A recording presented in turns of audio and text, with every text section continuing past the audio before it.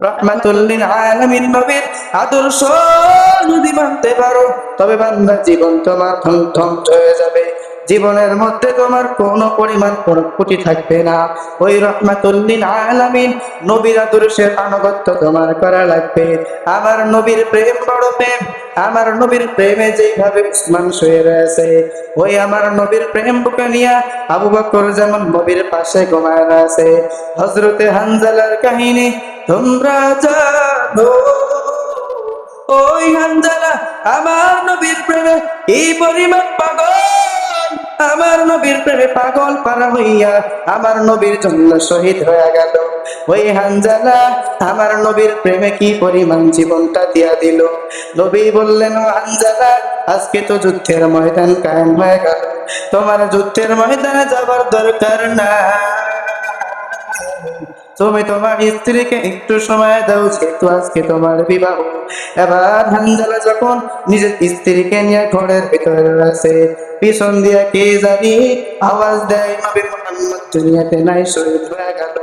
হানজালা তো আর ঠিক নাই, হানজালা বলে, হে বিবি রে, আমার তরবারিটা দাও, আমার নবী তো শহীদ হয়ে গেল, আমার নবী শহীদ হয়ে গেছে, আমার নবীর জন্য আমার পরাণটা এখানে থাকে না।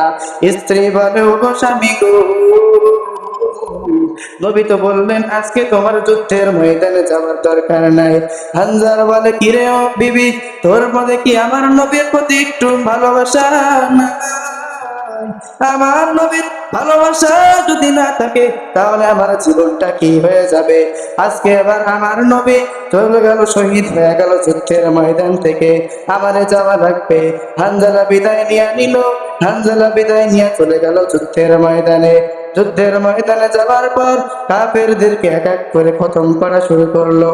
এক পর্যায়ে হানজালা নিজেও শহীদ হয়ে গেল।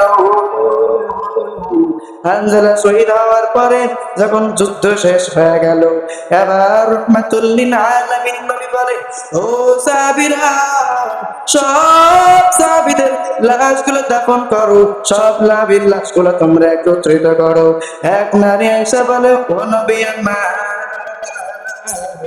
আমার স্বামীর লাশ কই? বলে, তোমার স্বামীর নামটা কি? বলে, হানজালা। বলে, হানজালা তো আমি ঘরের মধ্যে রাইখা আসছিলাম। বিবি সব রকম ঘটনা কইলা বলে। এবার রাহমাতুল লিল আলামিন সব সাহাবীদের বলল, হানজালার লাশটা খুঁজো। অথচ জিবরাইল আইসা বলে, ও নবী আমার, হানজালার লাশ খোঁজার দরকার নাই, হানজালা যে এমন একটা সময় আজকে শহীদ হয়ে গেছে, আল্লাহর কাছে অতি বড় পছন্দনীয় হয়ে গেছে, আল্লাহর কাছে বড় প্রিয় হয়ে গেল। আল্লাহ তাআলা ওই হানজালারে